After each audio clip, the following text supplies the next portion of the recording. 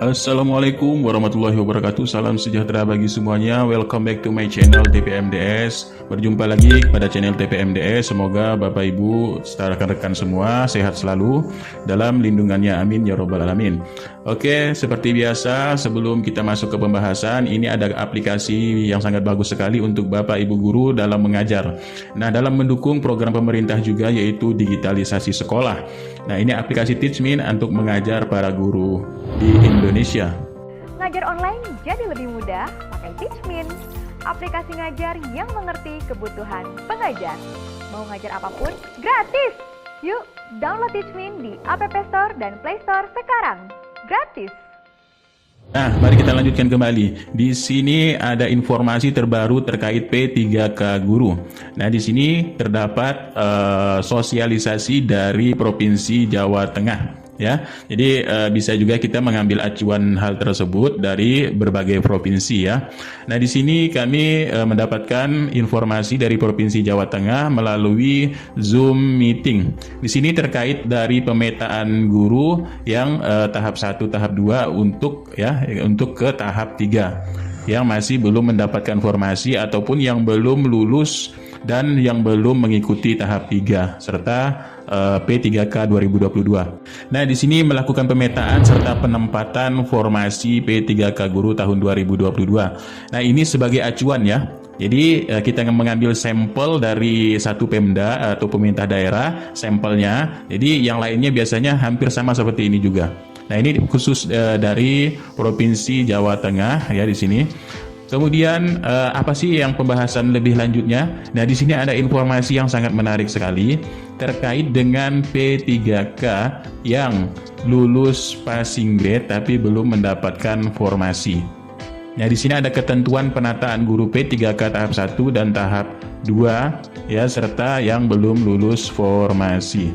Terkait dari ketentuan untuk penataan guru tahap 1 tahap 2, di sini ada poin memang yang sangat penting di sini yang kami ambil ya, sesuai dengan pernyataan dari Mas Menteri juga, Mas Menteri Nadiem Anwar Makarim. Nah, di sini untuk ketentuan penataan guru tahap 1 dan tahap 2. Langsung ke poin 3 ya di sini. Jika guru P3K sebagaimana dimaksud angka 1 dan 2 di atas ini tetap tidak mendapatkan tugas mengajar di sekolah lain, maka yang bersangkutan tetap ditempatkan pada satuan pendidikan sesuai formasi. Dengan penjelasan, yang pertama, ini diberikan tugas jam mengajar atau tugas lain kepada PPK tersebut dilaksanakan oleh kepala sekolah.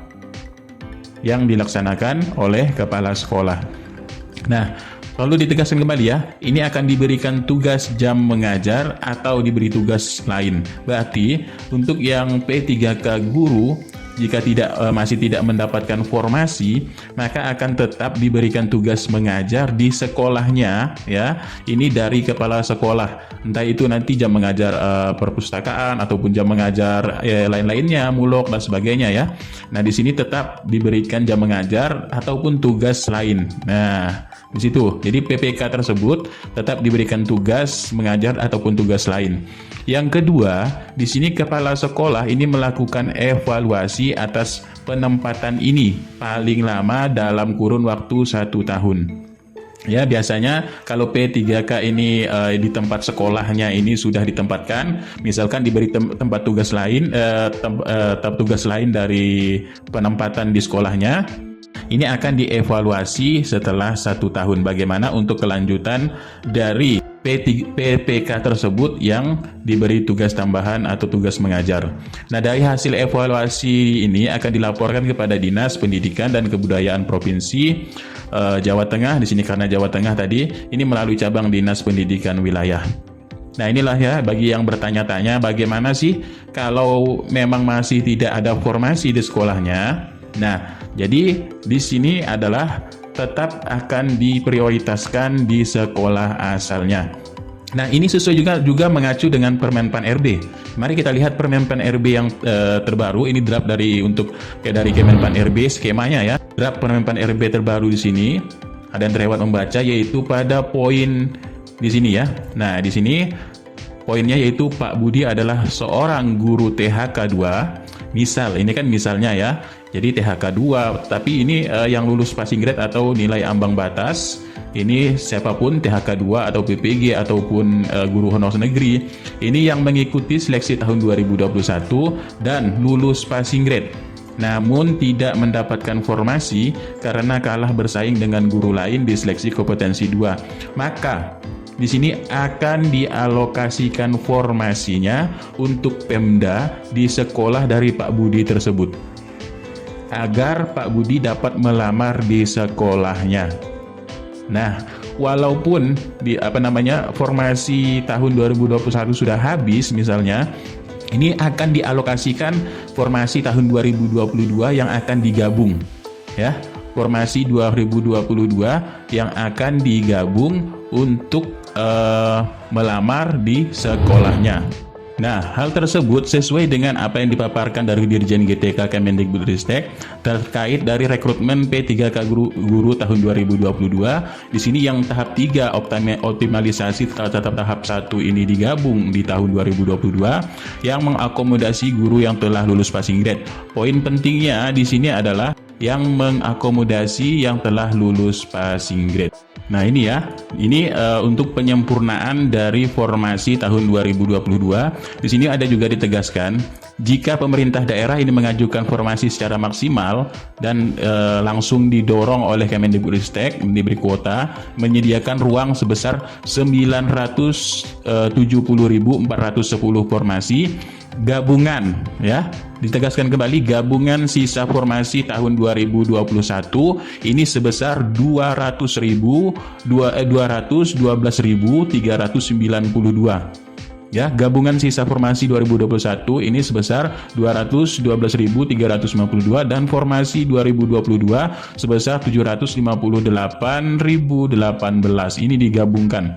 Maka otomatis ini dipilah oleh Kemendikbud, ya, oleh Kemenpan RB juga Panselnas, dipilah untuk yang di sini mengutamakan, ya, di sini dari draft Kemenpan RB-nya akan dialokasikan formasinya untuk Pemda di sekolah Pak Budi agar Pak Budi bisa dapat melamar di sekolahnya. Nah, sesuai dengan ketentuan yang dipaparkan dari Provinsi Jateng, ya, di sini ini walaupun ya nanti tidak ada formasinya, ini tetap diberikan tugas jam mengajar atau diberi tugas lainnya kepada PPK tersebut untuk dilaksanakan oleh kepala sekolah. Nah, itu ya poinnya ya. Karena sesuai juga di sini kalau tahap 1 ini kan khusus sekolah induk. Kalau tahun yang lalu, Permen RB tahun lalu, sekolah induk. Jadi tidak bisa diganggu gugat, siapapun tidak bisa mengganggu gugat. Jadi tetap di sekolah induk, ya. Nah, kecuali optimalisasi ini untuk yang memang benar-benar yang tidak ada sama sekali. Tapi ya, di sini optimalisasi ini biasanya diberi pilihan karena formasinya ini jauh biasanya. Tapi ini akan ditetapkan bahwa untuk tahap yang masuk tahap 3 ini juga bisa masuk tahap optimalisasi. Jadi formasinya di sini digabung semua. Tahap 1, tahap 3 optimalisasi, ini formasi semua digabungkan dulu ya. Nah, barulah nanti kalau ada tersisanya di sini baru tahap 2 dan tahap 3. Nah, seperti itu. Jadi di sini untuk mempertimbangkan penempatan formasi oleh pemerintah pusat. Ya, di sini poinnya juga mempertimbangkan penempatan formasi oleh pemerintah pusat. Nah, selain itu juga sesuai dengan apa yang dipaparkan oleh Menteri Pendidikan Kebudayaan Riset dan Teknologi, yaitu Bapak Menteri Nadiem Anwar Makarim di sini dari Mendikbud. Nah, Nadiem Anwar Makarim ini akan kaji penempatan formasi P3K oleh pusat. Nah, di sini Menteri Pendidikan Kebudayaan Riset dan Teknologi juga Nadiem Anwar Makarim ini menegaskan komitmennya di dalam memperjuangkan formasi guru dengan pegawai pemerintah dengan perjanjian kerja atau P3K. Sejumlah aturan di tengah disempurnakan terkait seleksi P3K tahun 2022. Nah, Mas Menteri di sini juga menjelaskan pihaknya ini tengah memperjuangkan supaya para guru yang telah lulus nilai ambang batas ataupun passing grade tahun 2021 ini mendapatkan prioritas pada tahun ini, ya. sehingga mereka tidak penting mengikuti tes lagi. Selain itu juga pemerintah pusat serta sedang mengajukan untuk dapat terlibat di dalam penempatan formasi P3K. Nah, dengan begitu ini dapat meminimalkan isu terkait formasi di daerah. Jadi pemerintah pusat atau Panselnas ini ikut berperan dalam formasi P3K tahun 2022. Jadi diharapkan pula melalui perhitungan juga serta penempatan berasal dari pusat, proses perekrutan P3K guru ini lebih efisien dan efektif. Jadi di sini walaupun melalui Pemda, tapi kuotanya ini sudah ditetapkan oleh pemerintah pusat. Pemda ini hanya melalui Pemda ini hanya pengajuan saja. Ini sudah diajukan karena dananya ini sudah tersedia. Nah, ini sedang kami lakukan, kata dari Permenpan RB, yaitu Bapak Alik Deni. Harapnya ke depan isu formasi daerah ini dapat didukung dari pusat dengan jumlah skenario tersebut. Jadi diharapkan dapat terjadi percepatan penuntasan pemenuhan kebutuhan 1 juta guru ASN P3K.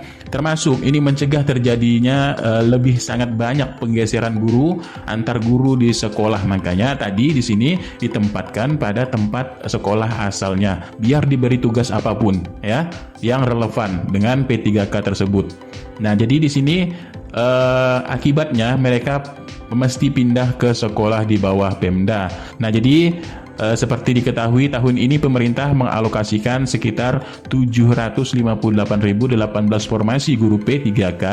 Ini berasal dari jumlah tersebut baru ya yang diusulkan Pemda ini baru 131.239 formasi, ataupun 17,3%-nya saja yang telah diajukan dari pemerintah daerah. Jadi sampai saat ini terdapat 191 pemerintah daerah yang belum mengusulkan sama sekali untuk formasi P3K tahun 2022. Nah, jadi Kemendikbudristek pun mengaku terus berkoordinasi dengan Pemda terkait hal itu untuk menanggapi isu penetapan formasi dari pusat. Nah, anggota Komisi DPR RI Putra Nababan. Nah, Bapak Putra Nababan ini juga sebagai presenter juga di sini ya. Tapi dia sebagai anggota Komisi 10 juga dari Jakarta Pusat. Ini mendesak komitmen tersebut segera direalisasikan, termasuk prioritas formasi guru yang telah lulus seleksi pada tahun 2021. Nah, itulah sedikit informasinya, mudah-mudahan ini sedikit bermanfaat. Kurang lebihnya mohon maaf. Stay tune selalu di channel TPMDS. Akan lebih banyak lagi informasi-informasi penting untuk P3K guru serta dunia pendidikan dan berita-berita lainnya. Sekian, terima kasih. Billahi taufiq wal hidayah. Wassalamualaikum warahmatullahi wabarakatuh.